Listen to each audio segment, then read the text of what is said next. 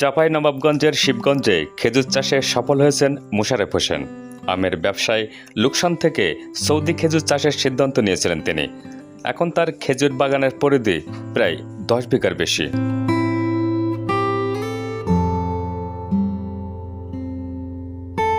উপজেলার দাইপুকুরিয়া ইউনিয়নের মির্জাপুর গ্রামের এহসান আলীর ছেলে মোশারেফ হোসেন 2019 সালে 1300 গাছ লাগানোর মধ্য দিয়ে বাগান শুরু করেন। এখন তার খেজুর বাগানে গাছের সংখ্যা প্রায় 5000। আমি 4 বছরের ভিতরে আমি যা খরচ করেছি তা উঠে এবারকার আমি লাভের মুখ দেখি। আমার 4টি বাগানে প্রায় 5000 গাছ আছে, তার মধ্যে প্রায় 150 গাছে খেজুর এসছে। তাতে প্রায় আমি আশা করছি প্রায় 600 থেকে 650 কেজি খেজুর হবে। প্রথম দিকে এলাকাবাসী উপোস করলেও গত 2 বছর ধরে খেজুরের ফলন দেখে সবাই হতবাক। তার বাগানে ঝুলছে অজোয়া, মরিয়ম, দাবাস, বারিহি, চেগিসহ অন্তত 10 জাতের খেজুর।